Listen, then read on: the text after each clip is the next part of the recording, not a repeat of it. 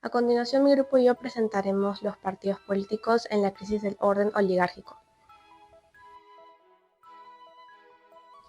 Tras el golpe de Estado en 1930 de Sánchez Cerro, llegó a su fin el gobierno de Augusto B. Leguía, conocido como el Onceño. Según Contreras y Cueto 2010, Historias del Perú Contemporáneo, en este contexto surgieron nuevos partidos políticos como la Alianza Popular Revolucionaria Americana y el Partido Socialista. Ambos expresaban las demandas de las clases populares contra una oligarquía excluyente, centralista y antidemocrática. A continuación veremos que tras las elecciones de 1931, Sánchez Cerro y su partido Unión Revolucionaria se aliaron con los intereses de la oligarquía, yendo en contra de los apristas, y así desencadenándose la Guerra Civil de 1932 en Trujillo. La violencia marcó este periodo y quedó sellado en la Constitución de 1933, la cual prohibió a los partidos de masa participar en las elecciones hasta 1956.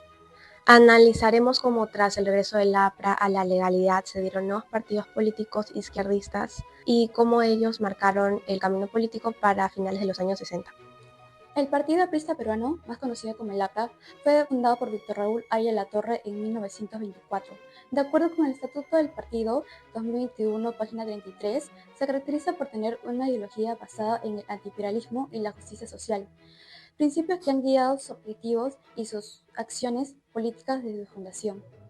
Desde sus primeros años, el APRA ha desempeñado un papel muy importante en la política peruana, buscando promover la igualdad, la justicia social y la participación democrática, en coherencia con los ideales de su fundador, publicado en el Estatuto del Partido Aprista Peruano 2021, página 30.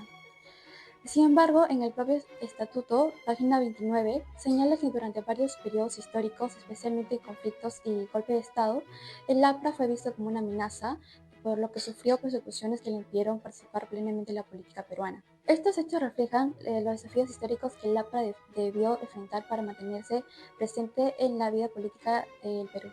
Otro punto a tratar es el enfrentamiento que hubo entre el APRA y los militares. El periodo de 1930 a 1968 fue una larga guerra política ideológica entre el APRA y los militares. La doctrina aprista en su lucha contra el imperialismo fue vista como una amenaza directa al orden establecido. Esto nos cuenta Enríquez en su libro Allá de la Torre.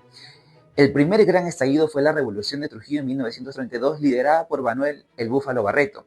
Los insurgentes tomaron el cuartel O'Donovan y ejecutaron a varios militares prisioneros. La respuesta fue brutal. Miles de apristas fueron fusilados. Allá de la Torre nos menciona que denunció que 6.000 compañeros fueron asesinados en Trujillo y Chanchán.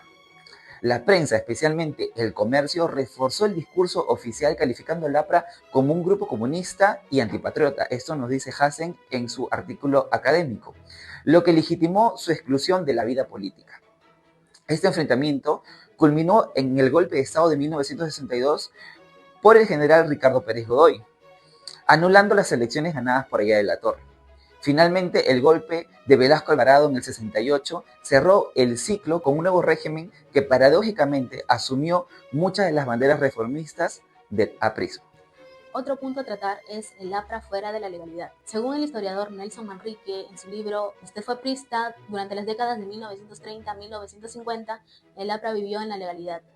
Esto quiso decir que hubo exilio, prisión, clandestinidad para sus dirigentes. Tras la derrota electoral de 1931 y la insurrección de Trujillo en 1932, el partido fue proscrito bajo el argumento de ser una organización internacional. Un episodio clave fue la alianza con José Luis Bustamante y Rivero en 1945.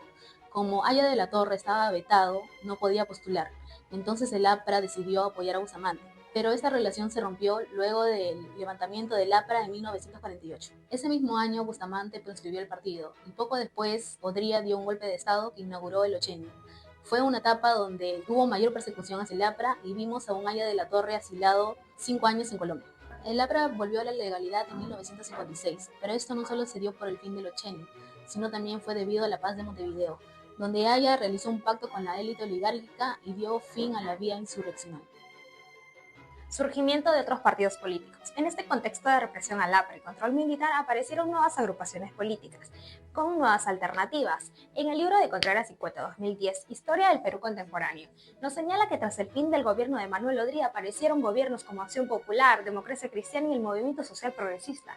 En este vacío político, estas agrupaciones aprovecharon para renovar la política y aprovechar la confrontación que existía entre militares y apristas. En el caso de Acción Popular, fundado el 7 de julio de 1956 por Fernando Belaúnde Terry, se apareció como una alternativa distinta, con un discurso de integración nacional, descentralización y desarrollo de la obra pública. En su libro Contreras y Cueto nos señala que partido político, captó la atención de jóvenes profesionales y las grandes masas de clase media, como una alternativa distinta a los militares y el aprista. Todos estos partidos políticos buscaban renovar la política peruana, superando la polarización que existía entre militares y apristas, y por una política más plural y democrática. En el caso de la democracia cristiana, planteó una justicia social basada en el humanismo cristiano, mientras que en el movimiento social progresista, ya con una orientación más radical, buscaba reformas más profundas. Con todo esto podemos concluir que el enfrentamiento entre el APRA y los militares definió la política peruana entre 1930 y 1968. Lo que empezó como un proyecto de transformación social terminó convirtiéndose en una lucha por sobrevivir frente a la represión. Mientras que el ejército veía al aprismo como una amenaza, el APRA se convirtió en un símbolo de resistencia y de búsqueda de una democracia más inclusiva. La exclusión sistemática del aprismo limitó la participación política de amplios sectores populares y reforzó la inestabilidad institucional. Sin embargo, la reapertura democrática de 1956 permitió el surgimiento de nuevos partidos reformistas que prepararon el terreno para los cambios estructurales del gobierno de Velasco Alvarado.